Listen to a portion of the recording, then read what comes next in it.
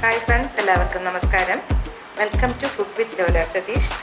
ഇന്ന് ഞാൻ ചെയ്യാൻ പോകുന്നത് നിങ്ങൾക്ക് ഏവർക്കും ഉപകാരപ്രദമായ ഒരു ടിപ്പ് എന്ന് വേണമെങ്കിൽ പറയാം. എളുപ്പത്തിൽ ഇഡലി എങ്ങനെ ഉണ്ടാക്കും. ട്രഡീഷണൽ രീതിയിൽ നമ്മൾ ഉണ്ടാക്കുന്ന ഇഡലിക്ക് ഒരുപാട് സമയം വേണം. ഗ്രൈൻഡറിലായാലും മാവരച്ചെടുക്കാനൊക്കെ ഒരുപാട് സമയം വേണം.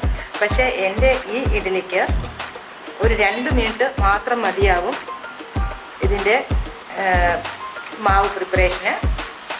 അപ്പോൾ ഇതെങ്ങനെയാണെന്ന് ഒരു വീഡിയോ നിങ്ങൾ കാണുക. ക്വാളിറ്റിയിൽ യാതൊരു കുഴപ്പവുമില്ല. നല്ല ഇഡലിയാണ്. വളരെ എളുപ്പത്തിൽ ഉണ്ടാക്കാൻ പറ്റും. നിങ്ങളത് കാണുക.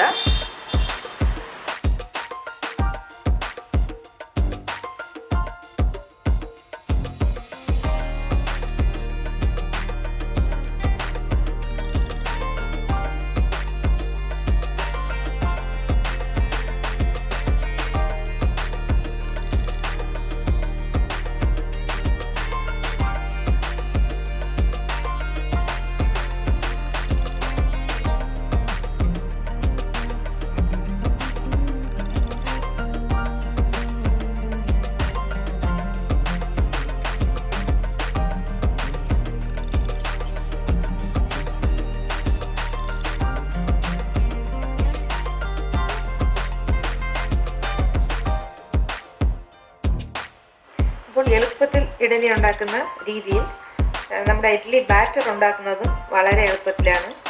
ഇപ്പോൾ അരിയും ഉഴുന്നും ഞാൻ ഒന്നിച്ചാണ് കുതിരാൻ വെച്ചത്, ഒന്നിച്ചാണ് കഴുകിയത്. ഇപ്പോൾ ഇത് അരയ്ക്കാൻ പോകുന്നതും ഒന്നിച്ചാണ്. നമ്മുടെ ട്രഡീഷണൽ രീതിയിലാണെങ്കിൽ നമ്മൾ തനിച്ചാണ് ഇതെല്ലാം ചെയ്യുന്നത്. അപ്പോൾ ഇവിടെ ജോലി ഒരുപാട് എളുപ്പമാണ്. പക്ഷേ ഇഡലിയുടെ സോഫ്റ്റ്നെസ്സിലൊന്നും യാതൊരു കുഴപ്പമില്ല. ഞാൻ ഈ മെത്തേഡാണ് കുറേ വർഷങ്ങളായി ചെയ്തുകൊണ്ടിരിക്കുന്നത്. അപ്പോൾ ഇത് അരച്ചതിന് ശേഷം നമുക്കിത് പുളിക്കാൻ വെക്കണം. അപ്പോൾ വൈകുന്നേരം അരച്ചു കഴിഞ്ഞാൽ പിറ്റേ ദിവസം രാവിലെ ബ്രേക്ക്ഫാസ്റ്റിന് നമുക്ക് നന്നായി നല്ല പൊന്നിയ മാവ് കിട്ടും.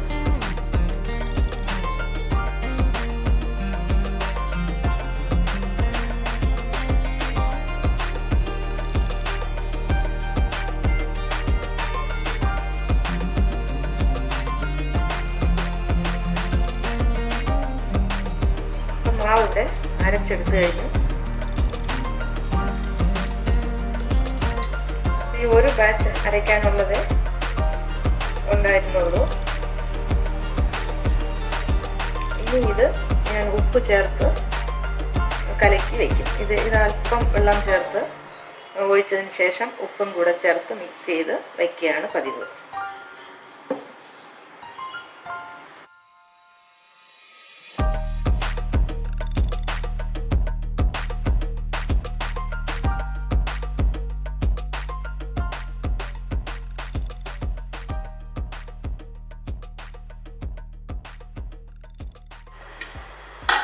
ഇത് ഇന്നലെ വൈകുന്നേരം ഞാൻ അരച്ചു വെച്ച മാവായിരുന്നു.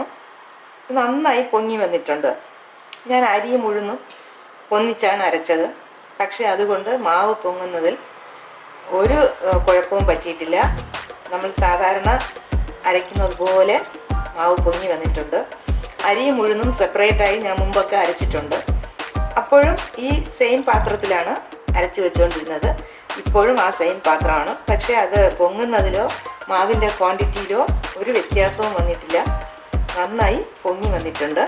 ഇനി നമുക്കിത് ഈ മാവ് ഉപയോഗിച്ച് നമുക്ക് നല്ല ഇഡലിയോ ദോശയോ എന്ത് വേണമെങ്കിൽ ഉണ്ടാക്കാം.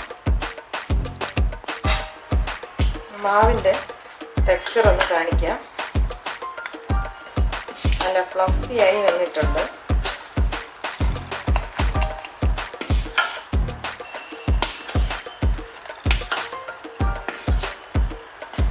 ഇനി നമുക്കിത് ഉപയോഗിച്ച് ഇഡലി ഉണ്ടാക്കാം.